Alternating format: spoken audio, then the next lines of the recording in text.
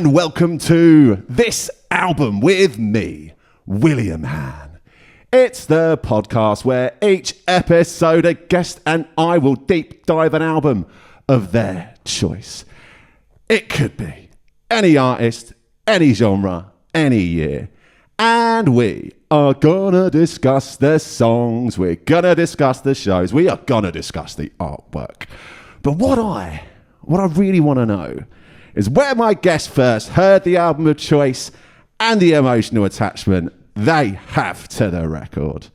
Who knows, we might even have a bit of a laugh while doing it.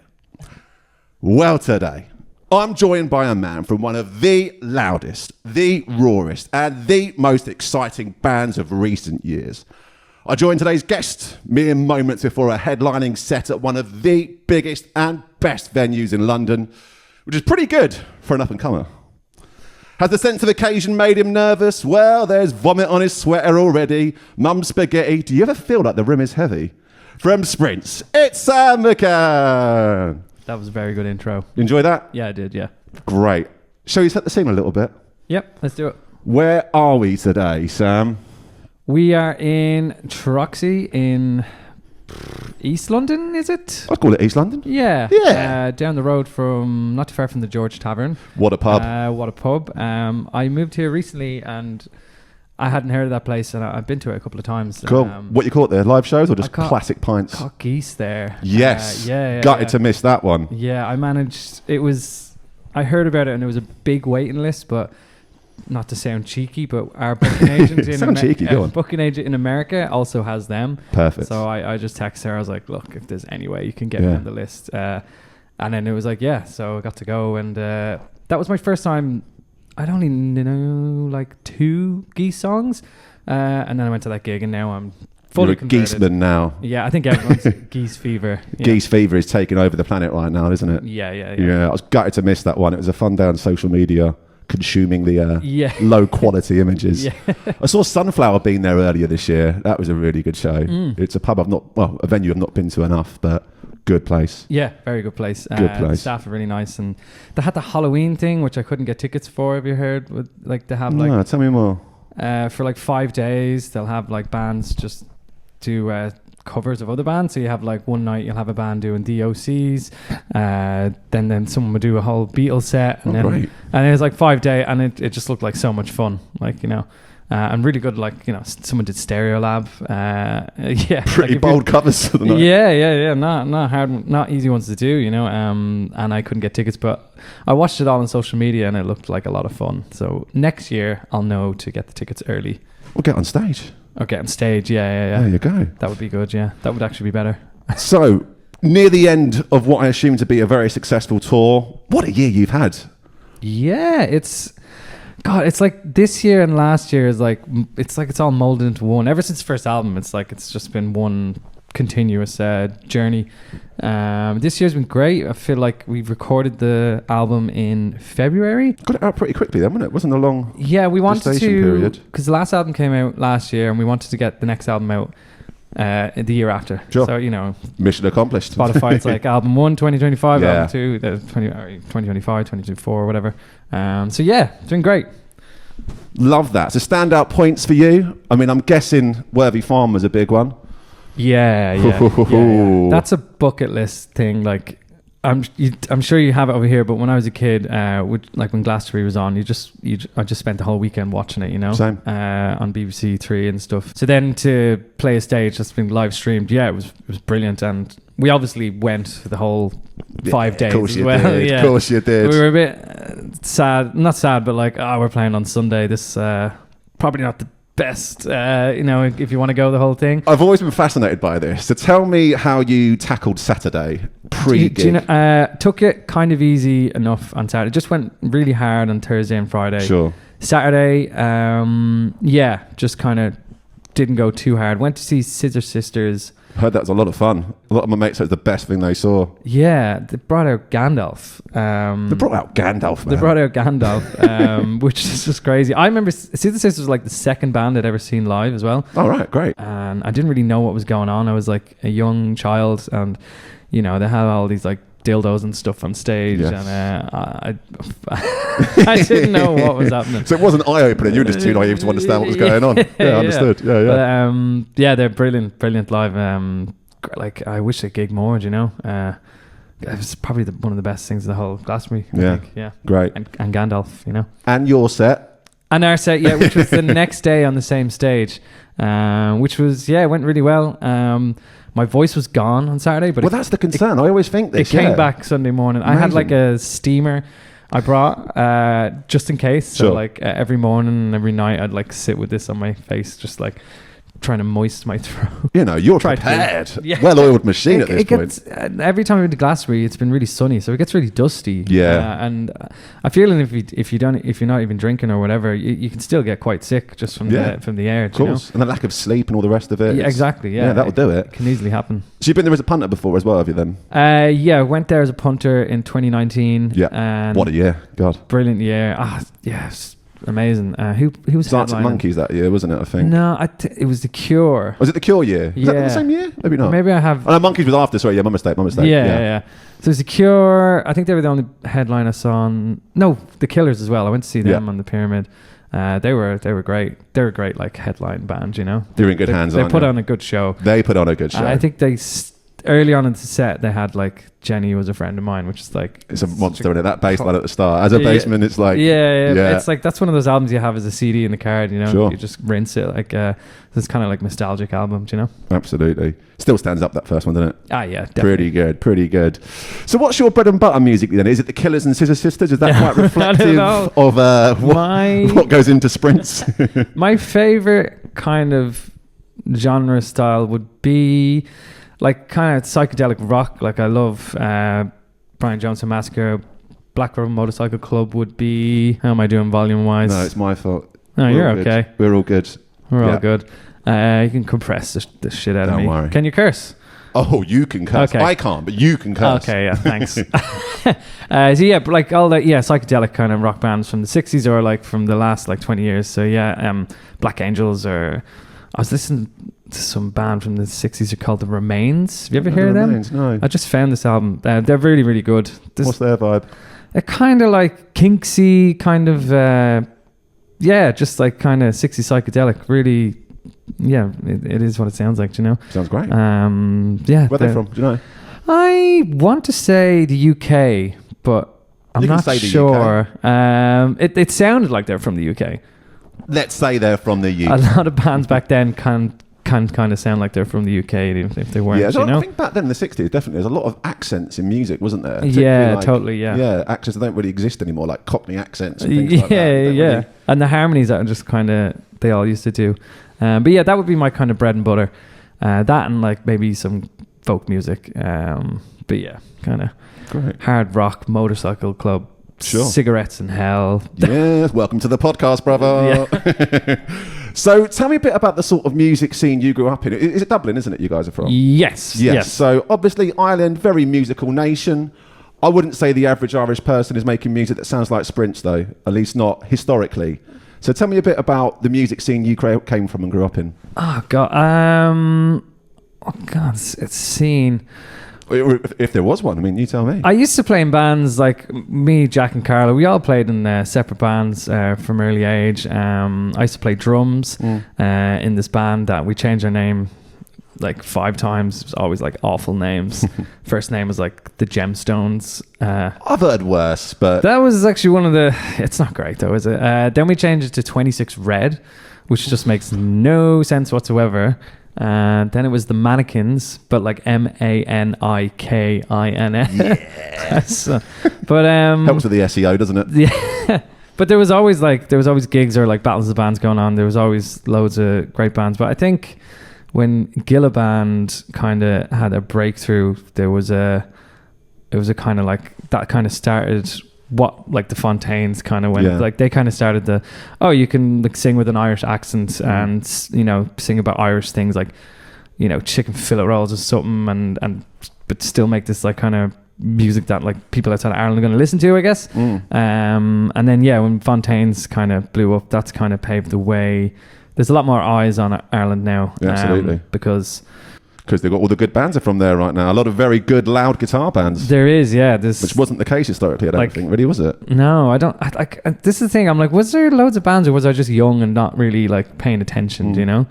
But now, like I'm struggling to keep up with the amount of Irish bands. You know, there's someone. Plug some, please. Have you got some in the back pocket here? I saw Madra Solic the other week. They're like a new Madra Solic. Okay. It's Irish for like dirty dog. Great. Yeah. Don't mind that. It's funny you say that, right? Me and my mates have got a big thing about bands called Dog something. Big into Fat Dog. Yep. And there was about 3 different bands at Glastonbury this year called Something Dog. I can't remember what the other ones were now. But like on our WhatsApp group, the joke is, if there's dog in the name, we're having it. Well, tonight we have supporting us Dog Race. Come on! Yeah, they're from London. They're brilliant. They're really, really good. We brought them on tour because we were like saw them live and we were like, these are amazing. Great. You know? And they're from London. They're really, really nice people as well. So you're sticking around for the gig, obviously. Oh yeah. Yeah. They're on at 7:30. I highly recommend them. I'll be all over it. Yeah, absolutely. So tell me a bit about finding your tribe and how you sort of found your people musically. I have people musically. Me and my friend Shane, we always kind of stuck together in terms of like what we listened to and what gigs we went to.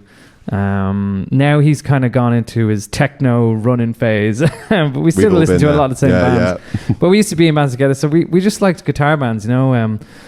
I think, you know, we were there for the early Mac DeMarco days, you know, going to his gigs, BRMC gigs, Brian Johnson gigs, and then bands like Dive and stuff, like trying to find the niche, you know, things before they kind of blew up, whatever. But we would go to a lot of gigs together and a lot of festivals together, and that was kind of him and a few of my mates. We were kind of, I guess, my musical friends for a bit, and then joined this band in 2019. It's worked out all right, hasn't it? It's worked out okay, yeah. They were like, we need a bassist because our bassist left, and I was like, I can play guitar, so I'll give it a whack.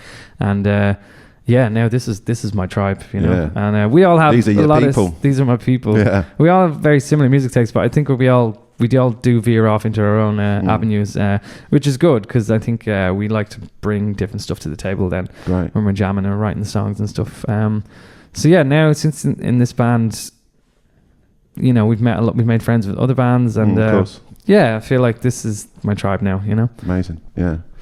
So for a man that came late to bass, you get some really good sounds out of it. Can we geek out a little bit about pedals and how you get your lovely noises, please? Yes, we can. Okay, so right.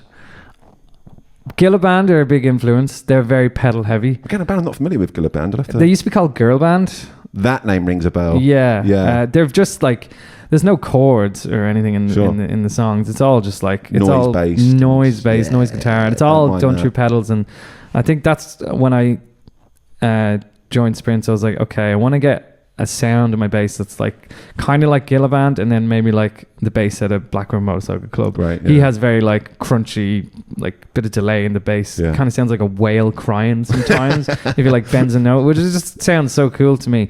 So I was like, right, I'll just take those two and then just try like meet them in the middle. I remember my friend when I was younger in a band, and I was like singing. I was like, I don't really know how to sing, or like sing in my own voice. And he was like, oh, just think of your 2 favorite singers and then just like try to do something in the middle. And who were the 2 singers? I've got to ask. I don't know who he was thinking of, but I basically tried to do that on my bass.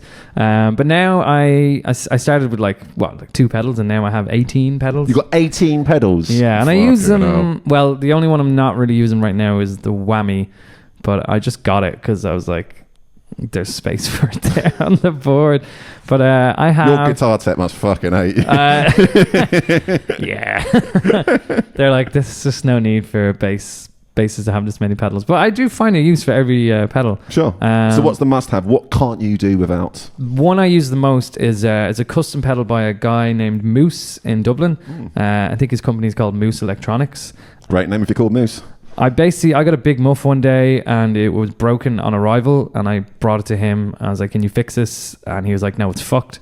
But I have my own pedal that's kind of similar, and he gave it to me, and it's just perfect. Like, it's better than a big muff. It just gives me that specific distortion sound that you hear in a lot of our songs, and I just could not live without that. Right. And I hope he has like a spare one in case this one breaks one day. 'Cause I don't know if he makes them anymore, but like it's just Moose, if you're listening. Yeah, he does like pedals for idols and fontaines and stuff. Great. Like he's quite well respected. Well, hopefully they're keeping him afloat. And yeah, I think so. They But can keep making pedals. I remember going into his house one day to get the pedal, and it was just like it was just wires everywhere from like the ground to the ceiling. I was like, oh my god, this guy knows what he's doing. You know? And then other pedals I like. I like sticking the delay on with the distortion. I just think that sounds really cool. So what song's can we hear that on then? I'll have my ears ready later. The first song we'll play, Something's Gonna Happen. How that starts for me, that goes through a few pedals actually. I'll start it with my Holy Grail reverb whacked onto full on the hall setting, and then I'll just like hit the strings really fast, so it just kind of creates this eerie like reverby kind of noise, and then I'll whack that off halfway through the verse and stick on the delay, and I'll just hit the harmonics, so it goes like dun dun dun dun dun dun dun dun dun.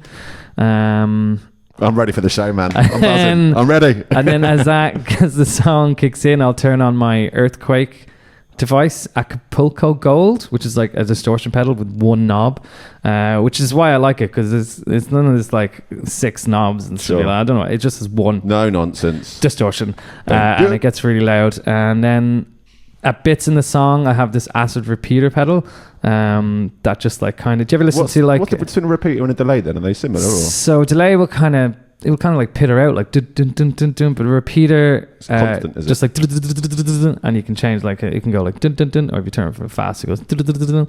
There's a band that use them in a lot of the songs that I'm drawing blank on. I'll try to think of it later, but I'll whack that on at bits in the song and then like bend a note. So if you bend that, so if you have the repeater on, the delay on, and the distortion on, you bend a note, it just sounds really cool. It's kind of like a bass solo. That's all the adjectives I need, thank you. Yeah. It just sounds really cool. Great. Yeah. We'll have that. Well, look, this is great. I'm getting a measure of the man. I'm having a good time. I'm learning some tech. This is great. But we are here to discuss an album. Yes. And on a first for this podcast, I have no idea which album we are discussing today. So, would you like to tell myself and the listeners which album we are discussing? The album we are going to discuss is Bon Iver 22 A Million. Okay, here we are. Here we go. 2016, right? Yes. Great, okay. Not a lot of actual names in the songs. It was like weird hieroglyphics, am I remembering this correctly? Yeah, he kind of, it's all numbers and weird, hieroglyphics, and each song has its own like symbol artwork. Yes. Which we can discuss on the artwork question. We can get into that, absolutely. So let's start at the beginning then, really. 2016. Did you discover the album at that point? Was you a late adopter? I knew of Bon Iver when I was younger, and I always just regarded them as like the guy with the really like falsetto voice that's really sad. I didn't really like not like it. I was just like, I don't know about that. But then I remember being in the car with my mum, and the radio were like, oh, Bon Iver's just dropped a new album, like here's a song. And I think it was 33 God, and I was just like, wow, that is fucking amazing. Like what? Like gee, I didn't know he was that good. And then I don't think, no, it came out, he dropped the whole thing, and then I think I got on Spotify pretty quickly after that, listened to the whole thing, and then I just became like obsessed with it. I think it like gave me new life, like about music, like do you know what I mean? It just kind of like, I was like, wow, there's so much going on in this album. It's so clever, and it's very popular as well. Like they're huge, you know. Which is strange. I almost like can't imagine like playing Bon Iver in the office or like no, you know, or in Topshop or something. A bad example. I'm showing my age a bit there, but like on a high street shop, people go, "What the fuck is this?" But exactly. He's massive. Yeah. So, how would you describe the average Bon Iver fan? Paint a picture, please. The average Bon Iver fan, I would say they're usually a nice person. You know, I couldn't imagine you being a very aggro at the live show. No, I couldn't imagine you being a very like mean or angry person if you're if you're really into Bon Iver. Maybe you're a little bit sad as well. I don't know.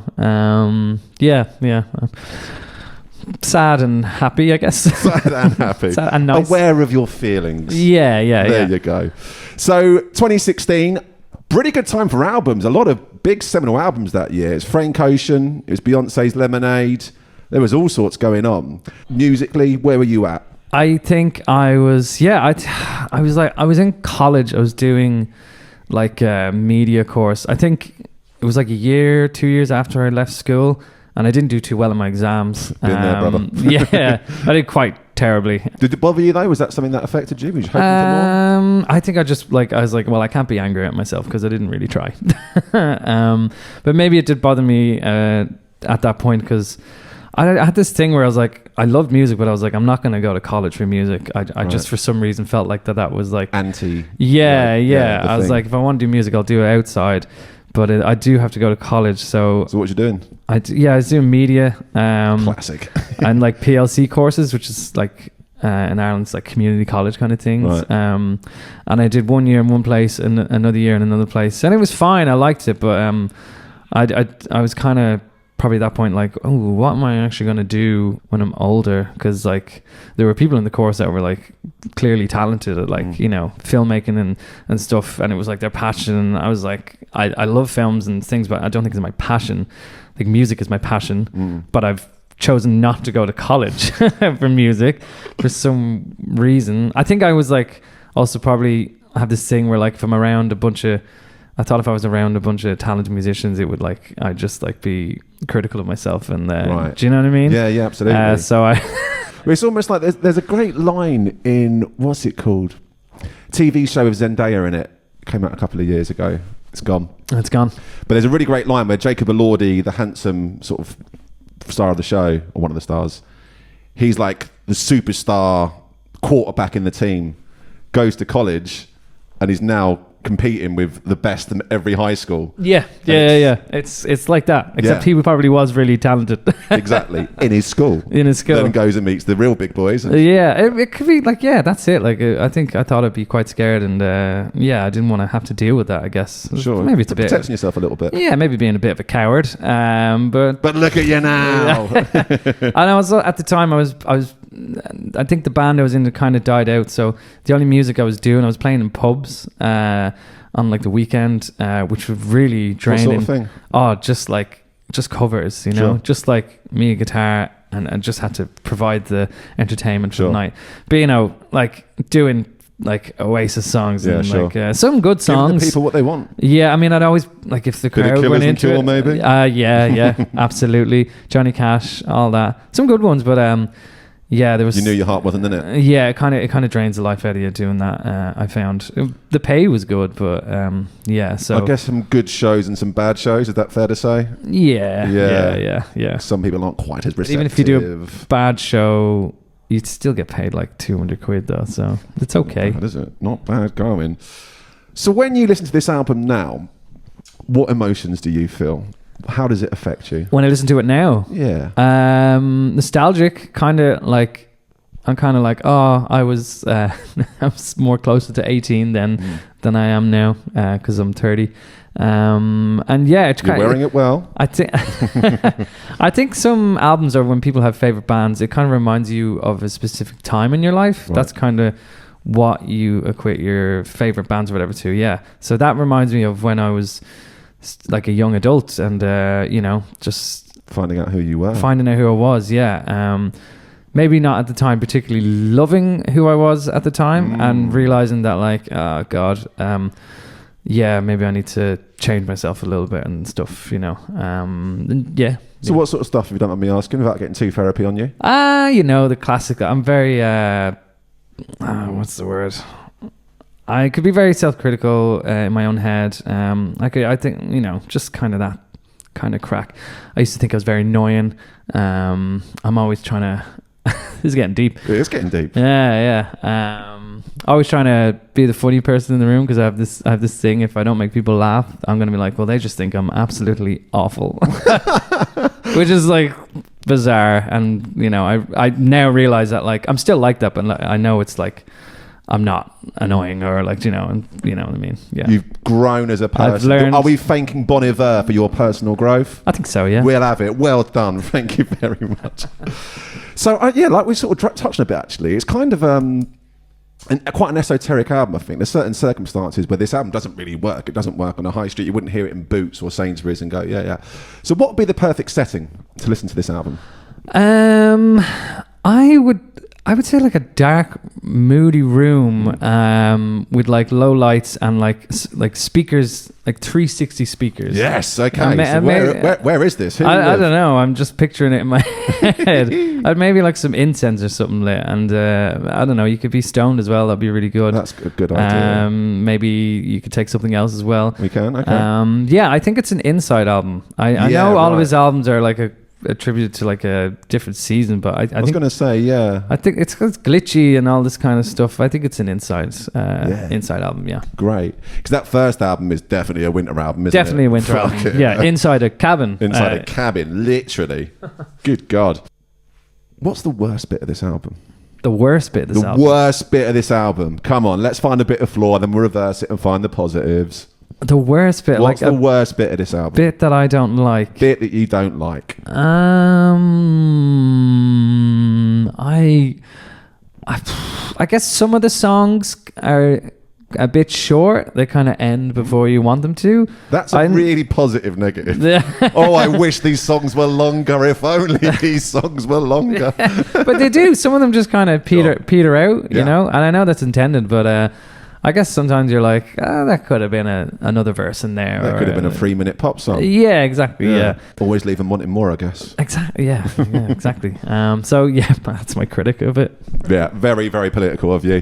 What's the best bit of the album, Sam? What's the best bit of this album? Best bit of the album is there's like a bleed from into the track Moon, and it just starts with this really like high pitched like.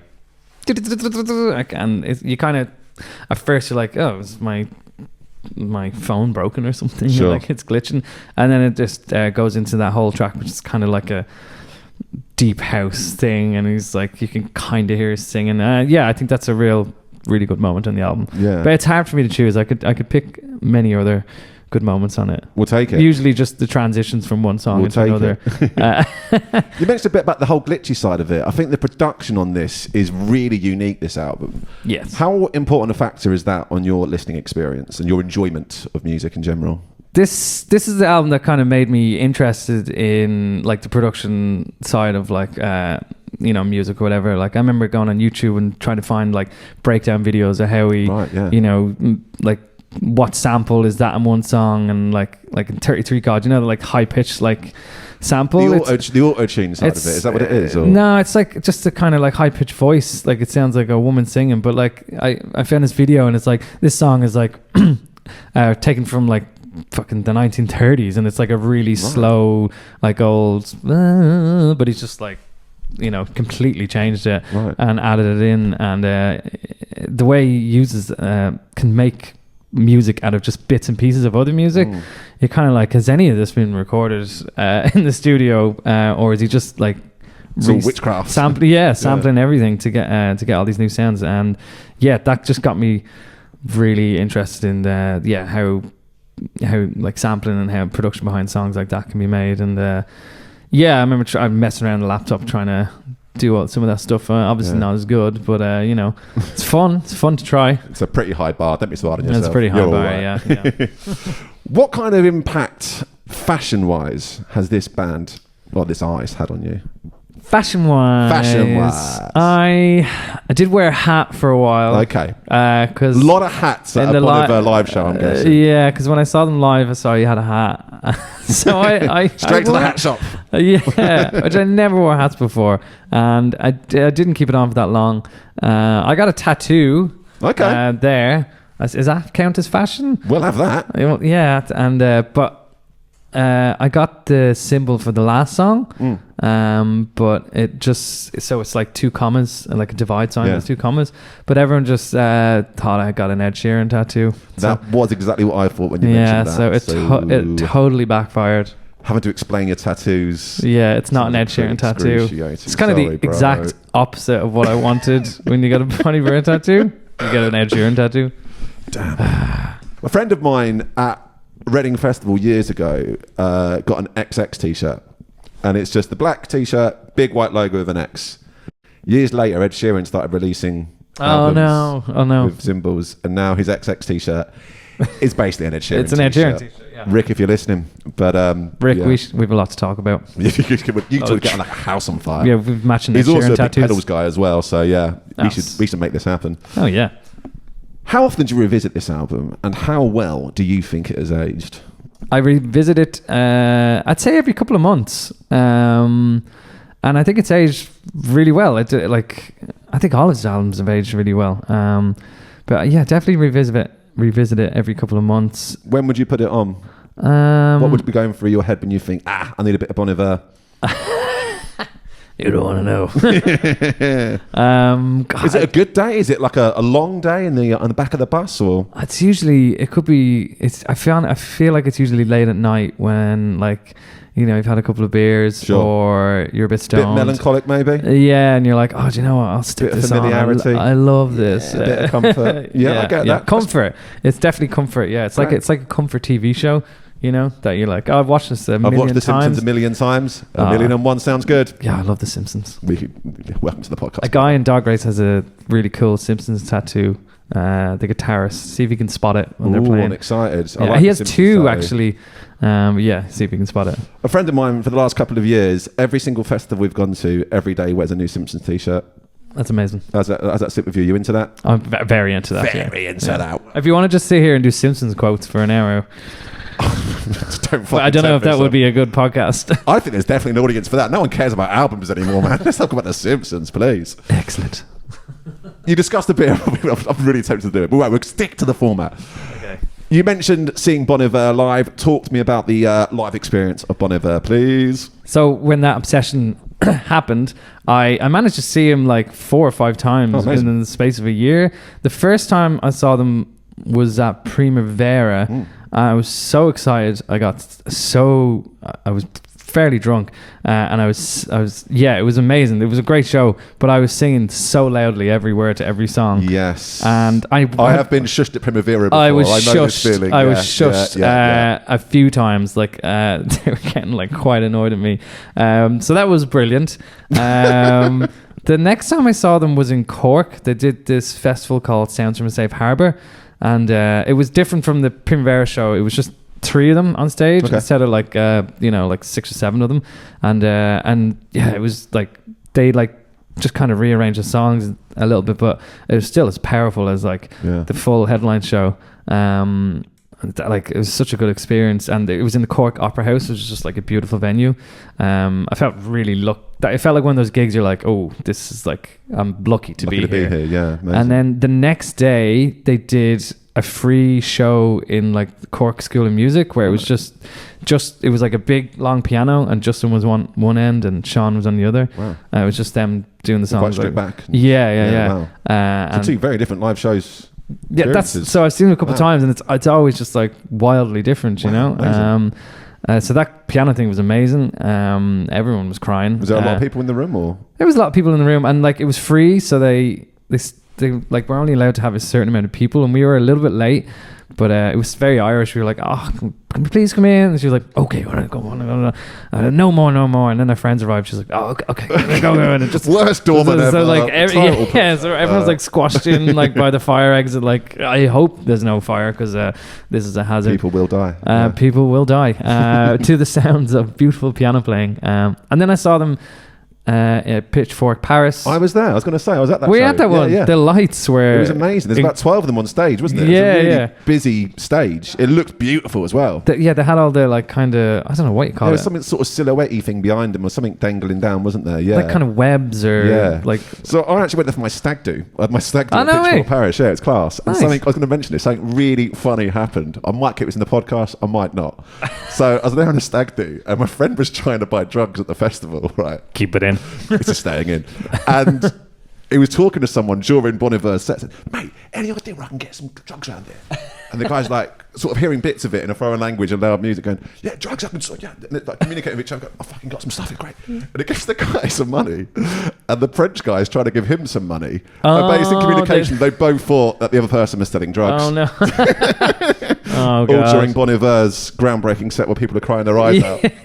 A drug deal gone Did badly. you just trade the money anyway? Like, It was 50 euros her way, 50 euros back the other way. that's a fair deal, I think. That's capitalism, baby. Yeah, absolutely.